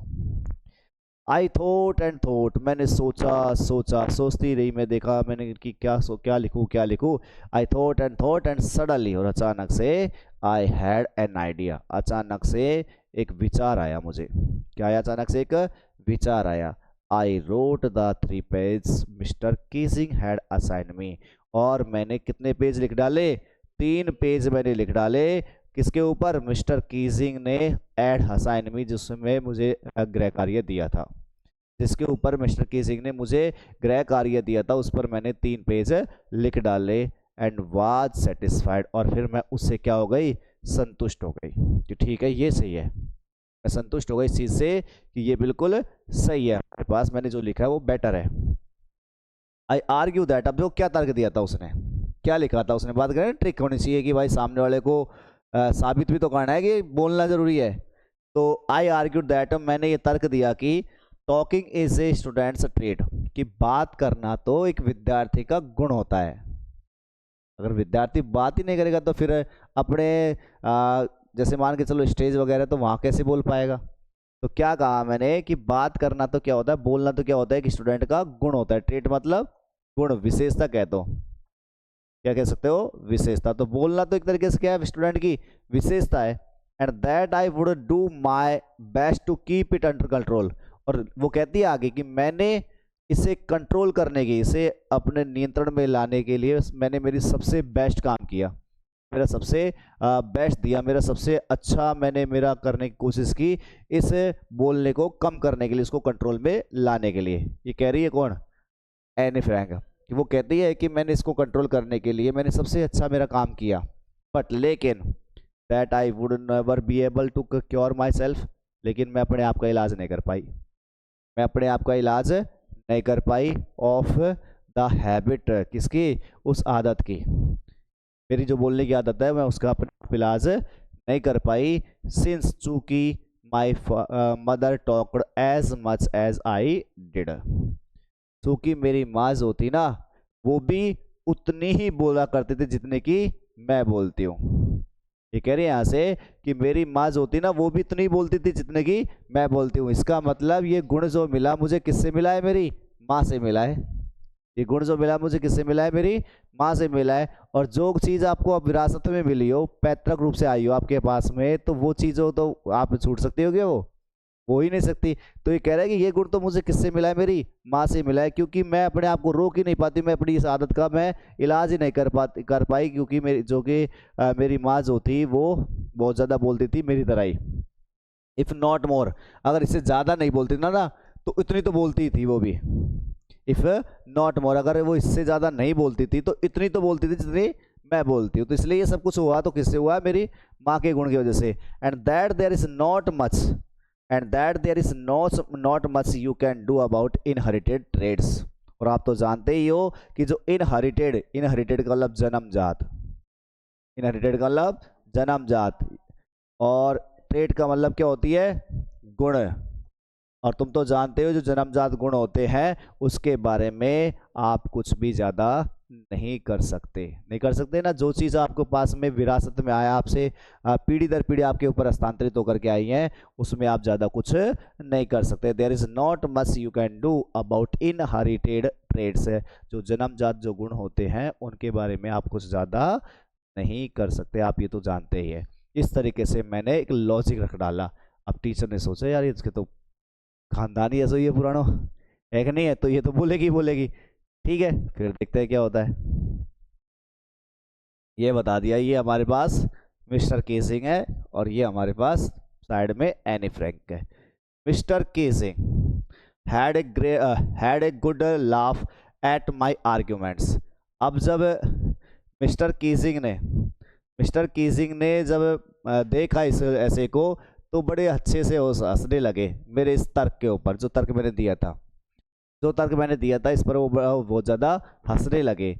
बट लेकिन when I proceeded to talk my way through the next lesson, लेकिन अगले ही लेसन में जब मैंने उसी तरीके से अगले लेसन में जब मैंने उसी तरीके से बात करने के लिए जब मैं आगे बढ़ी, प्रोसीड का मतलब क्या होता है, आगे बढ़ना। अगले ही लेसन में जब मैं उसी तरीके से, मेरे उस तरीके से बात करने के लिए जब मैं आगे बढ़ी, साइन मी ए सेकंड ऐसे, उसने मुझे दोबारा से एक और दूसरा जो ऐसे है वो मुझे गृह कार्य के तौर पर दे दिया। दिस टाइम, इस बार, it was suppose to be on, और इस बार ये जो ऐसे था वो माना गया था किसके ऊपर, ये उसका टाइटल है इनकॉरिजेबल चैटरबॉक्स। ये टाइटल है इस बार नहीं, चैटरबॉक्स तो पहले वाले भाई था, चैटरबॉक्स तो फर्स्ट टाइम में, फर्स्ट टाइम वाले का तो लिख ही रखा था अपन ने, क्या है फर्स्ट टाइम वाले का हमारे पास में ए चैटरबॉक्स, ये तो अपना फर्स्ट टाइम वाला है चैटरबॉक्स, ठीक है। दूसरा वाला जो आपकी बार दिया है वो है हमारे पास में इनकॉरिजेबल चैटरबॉक्स, ये आपकी बार है हमारे पास दूसरा एन इनकॉरिजेबल चैटरबॉक्स, ये आपकी बार दूसरा है हमारे पास। इसका मतलब क्या है, पहले एक बार समझ लो, चैटरबॉक्स वही है चटपट करने वाले डिब्बा, मतलब जिसके मुंह से निकल रहा है चटपट चटपट निकलती रहती है। इनकॉरिजेबल का मतलब होता है जिसको कभी सुधारा नहीं जा सके, ये सुधरने वाली लड़की नहीं है, इसलिए उसका टाइटल ही क्या रख दिया, एन इनकॉरिजेबल चैटरबॉक्स, नया ऐसे रख दिया उसने। आई हैंडेड इट इन, मैंने अपने से हाथों में लिया, कोई दिक्कत नहीं है, इसके ऊपर भी लिखती हूँ, आई हैंडेड इट इन, मैंने इसके ऊपर हाथों में लिया, and Mr Keesing had nothing to complain about for 2 whole lessons. और फिर इसके बाद में मिस्टर केसिंग जो थे उनके पास में पूरे 2 लेसन्स पढ़ाने तक कोई कंप्लेंट करने के लिए कुछ भी नहीं था। मैंने इसे हाथों में लिया, मतलब ये होगा मैंने इसका काम भी कर लिया, कोई नहीं, आपने दिया इनकॉरिजेबल चैटरबॉक्स के ऊपर, मैंने उसको लिख डाला। इसके बाद में मिस्टर केसिंग जो थे वह के पास कुछ नहीं था टू कंप्लेन, शिकायत करने के लिए, अबाउट 4 लेसन्स, 2 लेसन्स तक तो 2 लेसन्स तक तो उसने मुझसे कोई बात ही देखी, कोई दिक्कत नहीं थी। लेकिन फिर क्या होता है, हाउएवर, फिर भी ड्यूरिंग 3rd लेसन, जैसे ही तीसरा लेसन स्टार्ट हुआ उसके दौरान he had finally had enough. Anne Frank, as punishment for talking in class, write an essay entitled Quack Quack Quack Said Mr. Chatterbox. अब क्या होता है, जैसे दो पूरी क्लास निकल गई, ठीक है, ऊपर वाला दोनों लिख दिए, कौन कौन से, एक तो अपने पास में चैटरबॉक्स लिख दिया, फिर दूसरा वाले पे लिख लाई इनकॉरिजेबल चैटरबॉक्स पे। लेकिन तीसरी क्लास के दौरान उसने फाइनली उसने कहा बहुत हुआ, और उसने कह दिया एनी फ्रैंक एज पनिशमेंट, सजा के तौर पर, फॉर टॉकिंग, बात करने के लिए, इन द क्लास में बात करने के लिए सजा के तौर पर, राइट एन ऐसे लिख दो, एंड टाइटल जिसका शीर्षक होना चाहिए, एंड टाइटल मतलब शीर्षक, जिसका शीर्षक होगा क्या, quack quack quack sad mister chatterbox, ये पूरा शीर्षक है, ध्यान रखना पूरा का पूरा। अब की बार क्या जोड़ दिया उसमें, क्वैक क्वैक क्वैक, तब ये लड़की नहीं मानेगी, क्वैक क्वैक क्वैक करती रहेगी, एक नया ऐड जो कर दिया, quack quack quack sad mistress chatterbox. कौन कहती रहती है, ये मिस्ट्रेस चैटरबॉक्स कहती रहती है, क्या करती रहती है, क्वैक क्वैक क्वैक।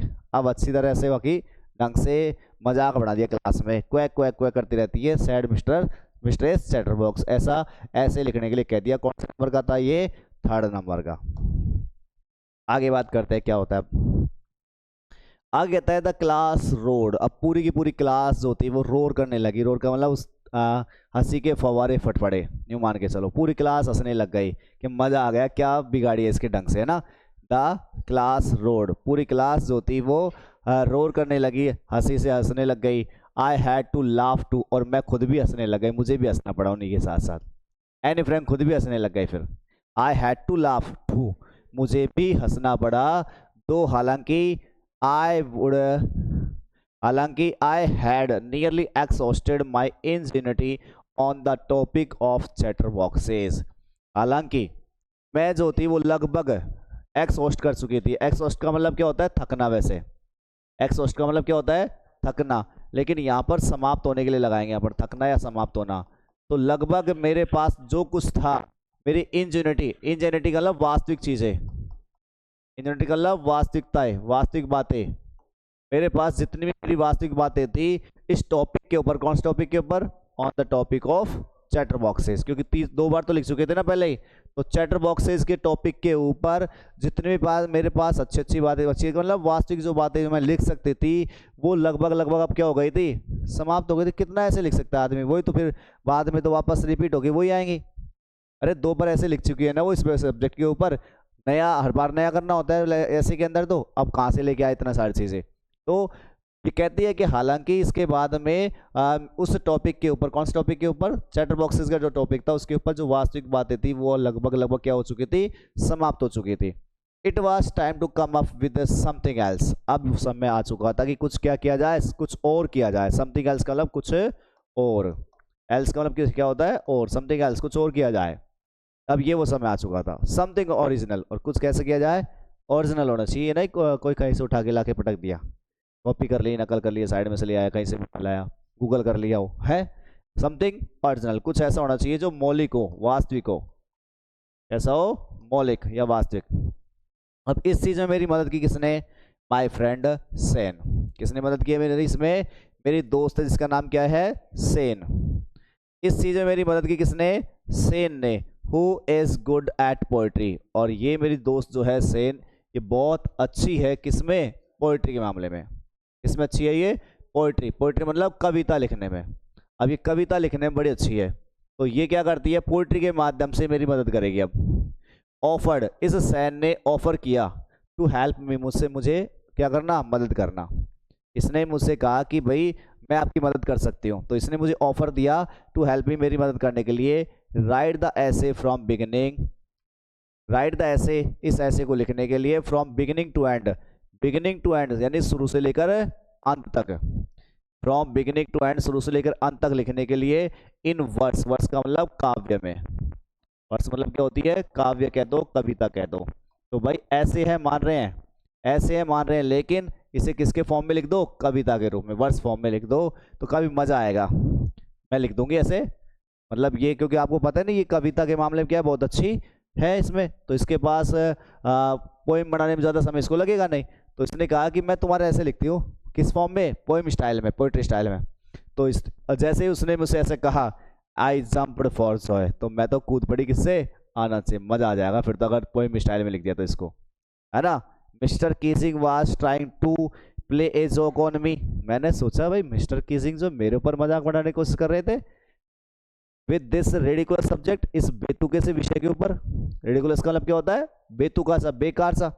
ये जो बेतुका सा या बेकार सा जो विषय था, कौन सा बड़ा, चैटर बॉक्स, इसके ऊपर मिस्टर कीजिंग जो थे वो मेरे ऊपर मजाक बनाने की कोशिश कर रहे थे, मेरे से मजाक कर रहे हैं। But I would make sure, लेकिन मैं भी ये सुनिश्चित कर दूंगी, the joke was on him, कि मजाक अब उनके ऊपर ही बनेगा। उन्होंने मेरे ऊपर मजाक बनाने की कोशिश की है, लेकिन अब मैं श्योर कर दूंगी कि ये मजाक किसके ऊपर होगा, अब उनके खुद के ऊपर होगा। चलो जब तो बढ़िया है, फिर तो क्या होता है देखे। आई फिनिश्ड माई पोएम, अब मैंने मेरी कविता जो थी उसको मैंने फिनिश किया, मैंने पोएम को फिनिश किया। एंड इट वाज ब्यूटीफुल, और ये पोएम जो थी बड़ी सुंदर भी थी। It was about a mother duck, ये जो कहानी थी वो किसके बारे में थी, मदर डक के बारे में। मदर डक का मतलब एक माँ, डक का मतलब जानते हो ना, बतख, ठीक है, डक का मतलब बतख। एंड ए फादर स्वैन, और स्वैन का मतलब हंस, यानी कि ये एक जानवरों के बारे में कहानी थी जिसमें मदर डक है और फादर कौन है, स्वान, विथ 3 बेबी डकलिंग्स, और उनके 3 बच्चे थे, डकलिंग्स, ठीक है, बतख के बच्चे, बतख के बच्चे डकलिंग्स, उनके बारे में कहानी थी। इसमें हुआ क्या, who were beaten to death by the father. इसमें हुआ क्या कि जो बेबी डकलिंग्स थे ना, ये बहुत ज़्यादा बात करते थे, और बहुत ज़्यादा बात करते थे, तो हु वर बीटन, इनको पीट पीट करके क्या कर दिया, इनको डेथ, मार दिया था, इनकी मृत्यु की ओर उनको कर दिया था। किसने किया ये सब कुछ, बाय द फादर, पिता ने। बिकॉज, क्योंकि दे क्वैक टू मच, क्योंकि वो बहुत ज़्यादा क्वैक क्वैक करते रहते थे। ये क्वैक जो आवाज़ है ना वो किसकी है, वैसे भी स्वान की है, किसकी है, स्वान की। तो इसलिए ये जो बच्चे थे ना बहुत ज़्यादा क्वैक क्वैक क्वैक करते रहते थे। पिता को आया गुस्सा, और पिता ने क्या किया, इनको पीट पीट के इनको मार डाला। ये पोइम में था, ये इस कहानी में, मतलब जो इसने बनाया था ना ऐसे, उसको पोइम वाले रूप में इसने ऐसे लिख दिया था। लकीली, भाग्य से, mister Keesing took the joke the right way, mister Keesing ने इस मजाक को सही तरीके से ही लिया, खराब तरीके से नहीं लिया कहीं।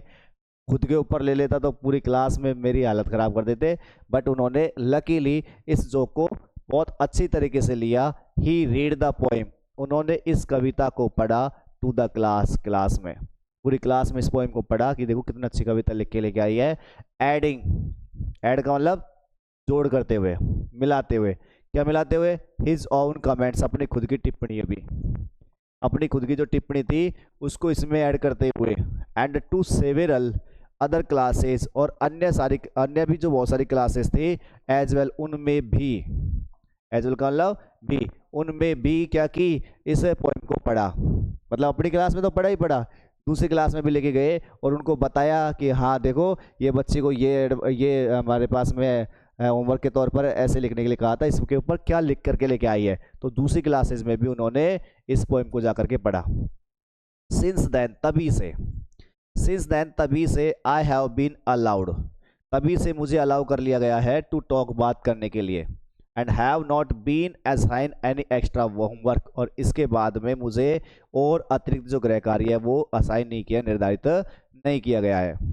ऑन द कॉन्ट्रेरी, इसके विपरीत, कॉन्ट्रेरी मतलब विपरीत, इसके विपरीत माई मिस्टर कीसिंग्स जो है is always making jokes these days, इसके विपरीत मिस्टर कीसिंग जो है वो अब हमेशा क्या करते रहते हैं, इन दिनों जोक करते रहते हैं, मजाक करते रहते हैं। कि पहले तो देखो बिल्कुल सीरियस रहा करते थे और अब देखो मिस्टर कीसिंग को इसके बाद अब वो इन दिनों क्या कर रहे हैं, बिल्कुल मजाक करते रहते हैं। यहाँ योवर्स एनी, याद करो क्यों लिखा है योवर्स एनी, क्योंकि इसने ये लिखा था, इसको लिख रही है देखो, डियरेस्ट किट्टी को एक लेटर के तौर पर लिखा है उस दिन, है ना। तो किट्टी को ना पता है तुमको ये डायरी गई है, तो यहाँ पर लिखा है योवर्स, तुम्हारी कौन, तुम्हारी फ्रेंड क्या नाम है उसका, एनी, ठीक है। ये जो पूरा चैप्टर है, ये पूरा चैप्टर किस में से लिया गया है सुन लो, extracted from the diary of a young girl, इस नाम से उसने पब्लिश करवाई थी, उसके पिता ने उसकी डायरी को, क्या नाम था उसका, the diary of young girl, with slight adaption, उसका थोड़ा सा भाग इसमें एडप्ट लिया है, उसको यहाँ से लिया गया है, ठीक है। ये तुम्हारा चैप्टर नंबर कौन सा हो गया, 4th, जिसका नाम क्या है हमारे पास में, from the diary of Anne Frank, ठीक है।